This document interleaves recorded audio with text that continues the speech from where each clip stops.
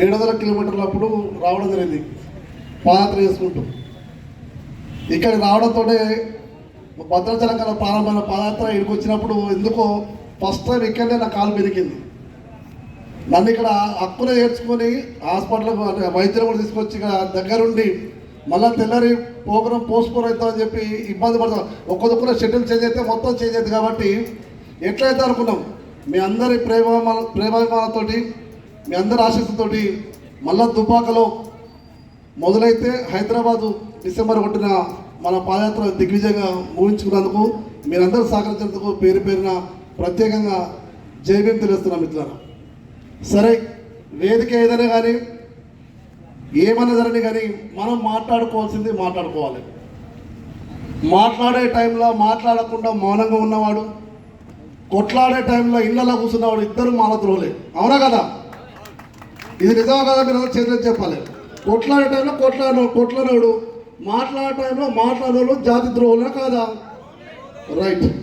ఇది రేవంత్ రెడ్డికో, కాంగ్రెస్కో, టీఆర్ఎస్కో, కేసీఆర్కో, బీజేపీకో, బండి సంజయ్కో, ఇంకో పార్టీ నాయకత్వానికో వ్యతిరేకమైనటువంటి సభ కాదు. ఇది కేవలం మాలలకు అనుకూలమైన సభ అనే విషయాన్ని మాత్రం స్పష్టంగా చెప్పాల్సుకున్నాం. మేము ఏ రాజకీయ పార్టీ కాదు, ఏ రాజకీయ పార్టీతో మాకు సంబంధం లేదు. కానీ మాలల అస్తిత్వాన్ని దెబ్బతీసే ఏ రాజకీయ పార్టీ అయినా పొందబెట్టే తీరుతాం.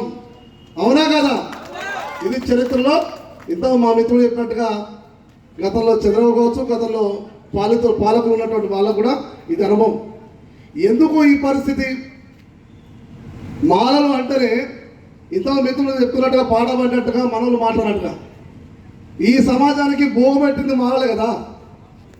వ్యవసాయం నేర్పింది, ఆ వ్యవసాయం సక్రమంగా పండే వరకు కూడా నీరటి వృత్తి చేస్తూ ఏ కాలువ ద్వారా ఏ నీళ్ళు ఏ పొలాలకు పోనది ఆ ఊరి తూములక నుండి పనిచేసింది ఎవరయ్యా? మానవులే కదా.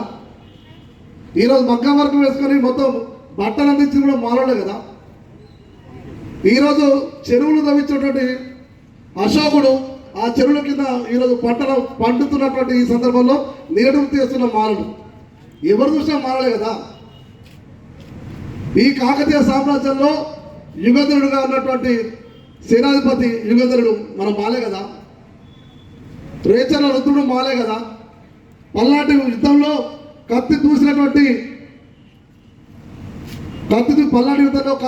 మాల కన్నమనేడు కూడా మన మాలే కదా. ఈరోజు ఈ దేశానికి ఒక దిక్సూచి కావాలి. 80 ఈ స్వాతంత్రం వచ్చిన తర్వాత ఈ దేశానికి ఒక దిక్సూచి కావాలి, దీనికి ఒక రాజ్యాంగం కావాలని చెప్పి ఆ రాజ్యాంగాన్ని అందించింది కూడా మన వాళ్ళే కదా.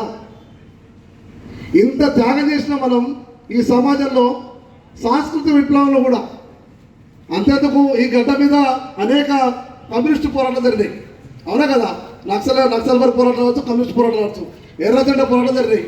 ఈ ఎర్రజెండా ఉద్యమాల్లో కూడా కేజీ సత్యమూర్తి లాంటి వాళ్ళు, గద్దర్ లాంటి వాళ్ళు కూడా పనిచేసింది మనం మానలే కదా.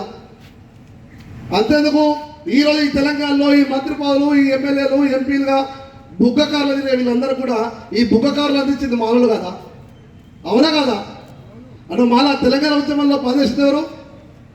దొర పొయ్యిగూడెంద్ర అని చెప్పింది ఎవరు? గూడాంజన్న. ఈ దొర పొయ్యిగూడెంద్ర అని చెప్పి ఊరున ఆ సాంస్కృతిక విప్లవాన్ని తీసుకొచ్చినటువంటి గొప్ప నేత మన మాల వ్యక్తి కదా. గద్దరన్న గురించి తెలుసు కదా, సాయచంద్ర గురించి తెలుసు కదా, మల్లెపల్లి లక్ష్మణ గారు తెలుసు కదా, అద్దంకి గారు తెలుసు కదా. అంటే తెలంగాణ ఉద్యమంలో ముందు వరుసలో కొట్లాడిన వ్యక్తులు.